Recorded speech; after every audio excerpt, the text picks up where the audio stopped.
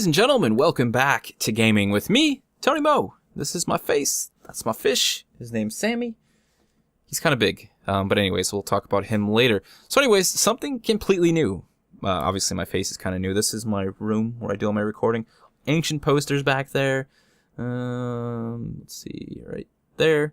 There's some like old soda cans, some Street Fighter ones. Halo Cup over there. Tech Deck.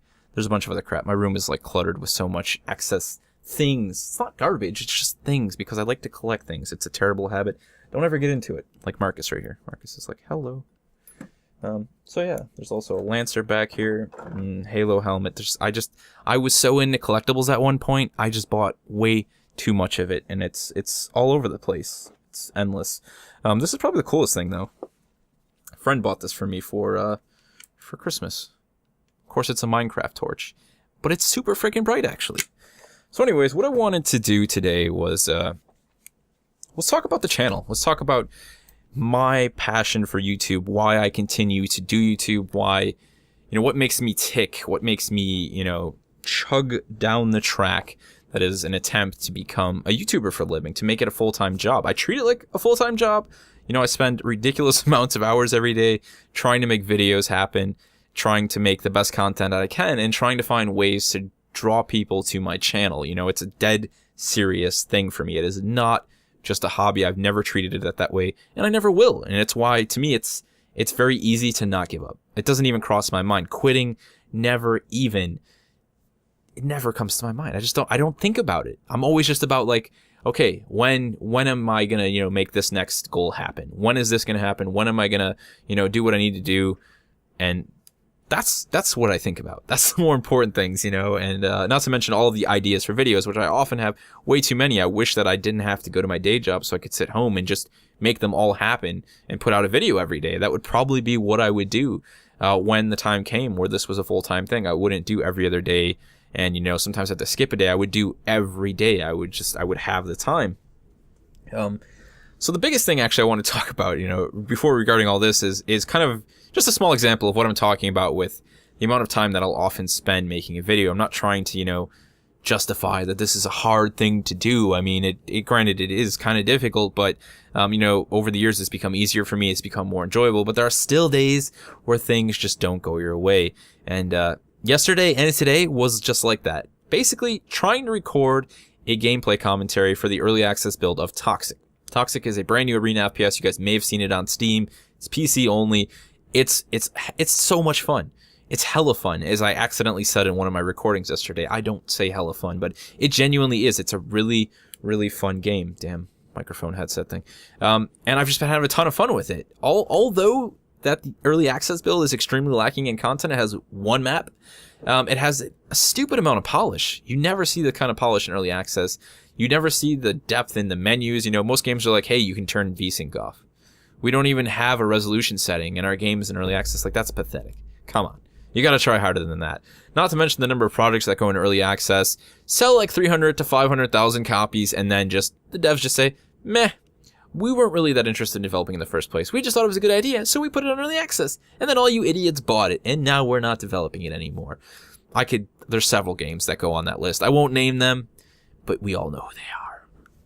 So when a game comes along that genuinely looks promising, it looks like it has a good team behind it, they have a solid roadmap that they hopefully, actually follow through on, I want to show it to people, and Toxic was that game, but it just was not going my way. About 6 different recordings yesterday, 20 minutes apiece, all of them with DX Story bug issues that I've never seen before, random cutouts like halfway through the video, 6 minutes, 3 minutes, 8 minutes, video cuts out, audio keeps recording. What? It turns out it was just something to do with trying to record through the menus and then joining into a match. I had to split it. So today I tried to split it and I tried to talk, and I just didn't enjoy it. And I find that happens a lot. A lot of YouTubers probably do. You'll record something 10, 12 times. It's just not good enough for you. It's not good enough for you. And I have people that I'll show some of that stuff to. My brother, and he's one of those people who's on the same level as me, and he'll say, no, that's not your best. Because there are times when I release stuff, I've released things that I just thought were terrible. And he was like, no, that's actually good, man. You're just trying to, you're being your own worst critic. That's very rare, but there has been a couple times where I've done that, and those videos have done really well. It was just me just nitpicking. And you'll nitpick so hardcore when you take it as seriously as people like I do. You'll nitpick at the smallest things. Like, I didn't like the order about which the order that I discussed those things in.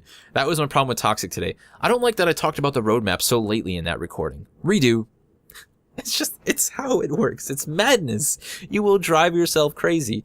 You will be working until the last minute before you have to go to work. You'll call in late to work because you want to make this happen so bad. That is the position that I've often find myself in. And I find myself in today because it is now 12:07 and I have to work at 1 o'clock. So I'm just kind of pushing this here. I don't even know if this video will make it out before I head to work. I might have to upload it while I'm at work, upload it, after I get home from work. We'll see. Whenever you guys see it, though, I hope you enjoy an example, a look into my my personal chaos in my head. So Toxic. All I can say, please go check that game out. Don't buy it. It's early access, not a lot of content, but it's an attempt at bringing back the Arena FPS. It's not the only game trying to do it. Unreal Tournament, of course, is returning. You've got Cliff Bleszinski working on Project Blue Streak with his new team at Boss Key.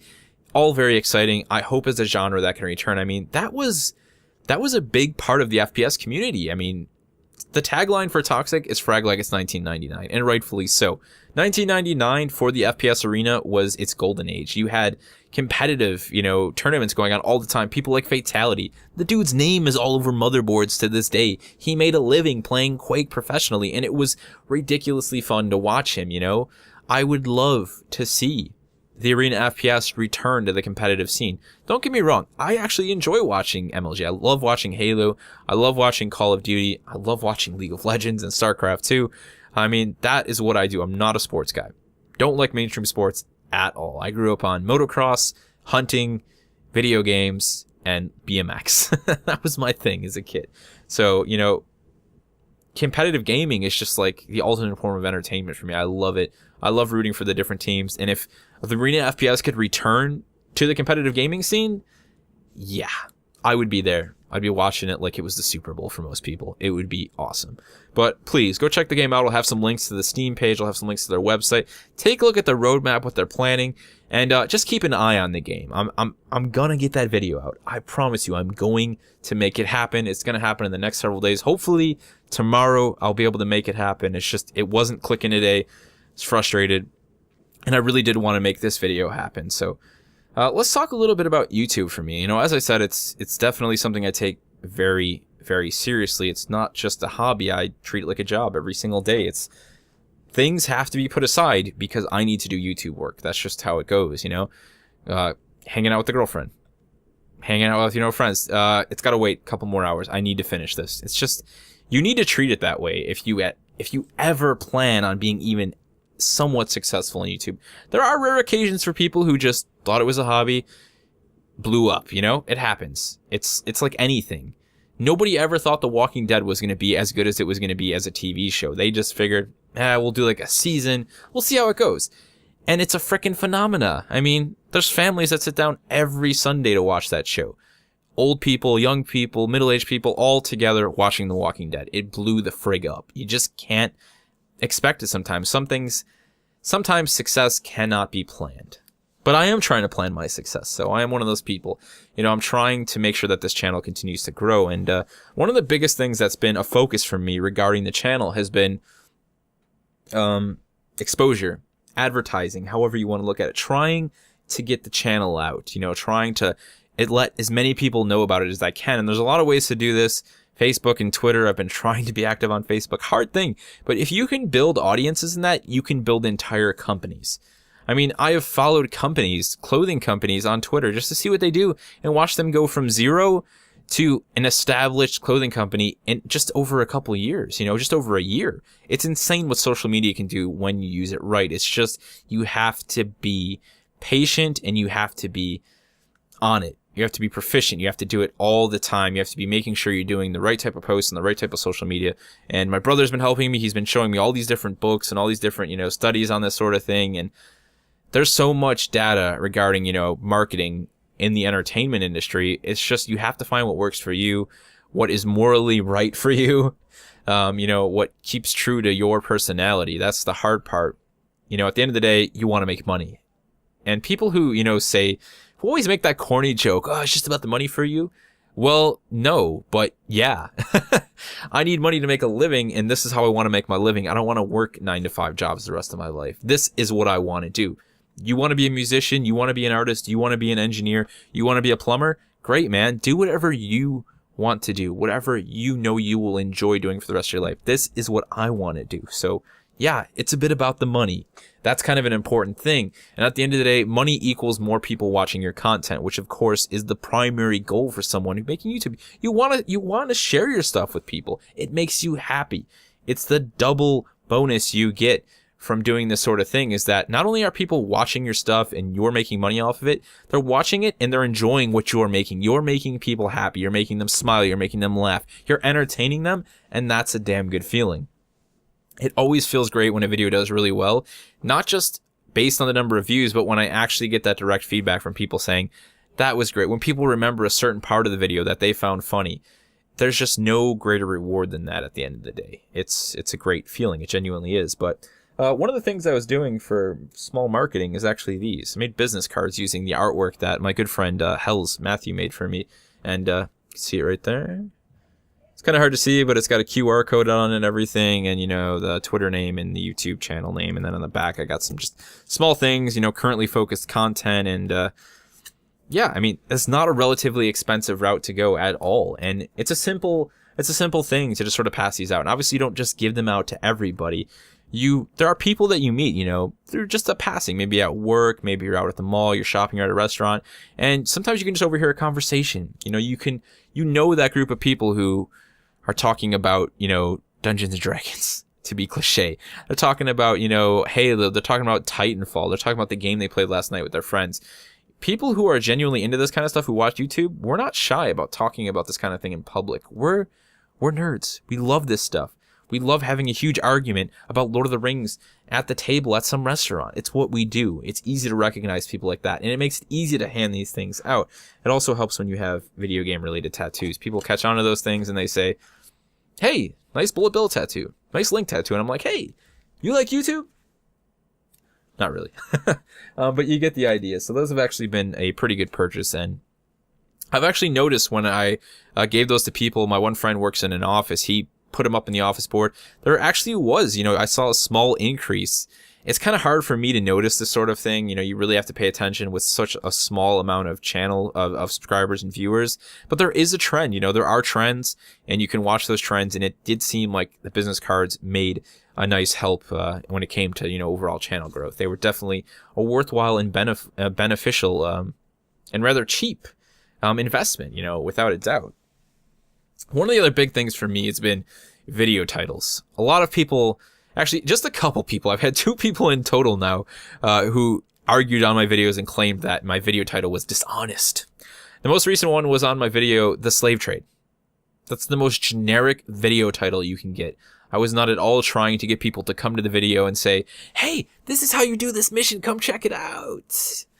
No, I was just participating in the slave trade, and that's all I thought about it. It was a short title. I can't make a title that's 50 words long to tell you exactly what's happening. That's why you should, I don't know, watch the first part of the video, read the description, you know? It was very odd to have somebody accuse me of that video being about building my ego, as the person said. You know, no harm to that person. It was just weird, man. Like, no, that's not what I'm trying to do. I'm always trying to be honest with my video titles, but at the same time, they need to be more entertaining. They're boring. They're generally descriptive.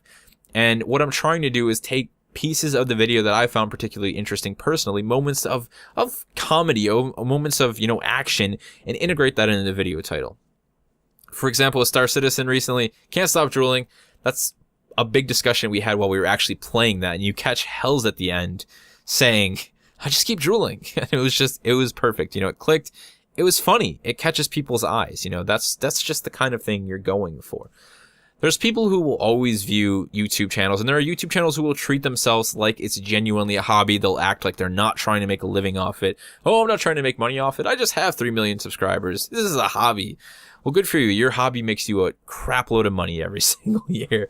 But I am always going to be straightforward and up honest about this. I'm trying to make this into a full-time business for myself. I treat it like a business. I'm constantly researching and doing whatever I can to make sure that my videos are as good as they possibly can be. And recently I'm trying to research and do what I can to make sure that my channel continues to grow as rapidly as possible. So I hope you guys like that, the inner workings of my brain a little bit and a little bit of my face. You'll probably see more of this face, but you won't see it.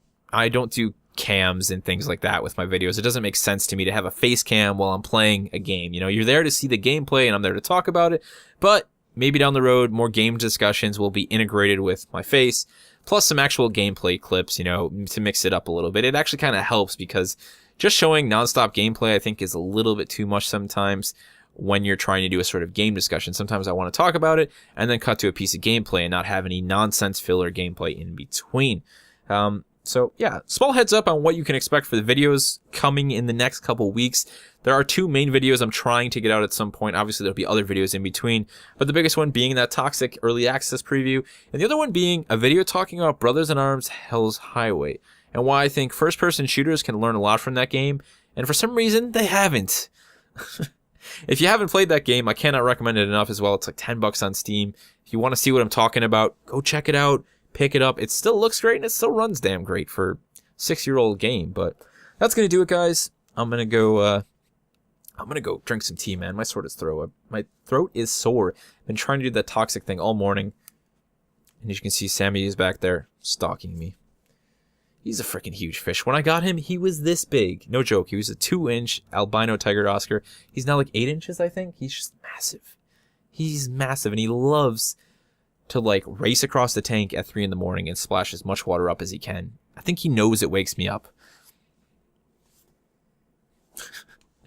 Anyways, if you guys have any feedback for the channel, as always, any questions about Toxic, please check out those links. But if you have any questions, feel free to leave them in the comment section below. I've had a couple people actually mention how they wanted to see my rig, and that's something I would like to do pretty soon. It's nothing special, but I still think it's cool for you guys to see it. And the other part of showing my face is an increase in, recognition of who I am. You know, the channel, tying it to an actual person, not just a voice. I actually think that's a very important thing, and I'm not shy about this at all. You know, I'm perfectly happy with my face. Anyways, you guys have a great day, play some great games, and I'll see you in the next one.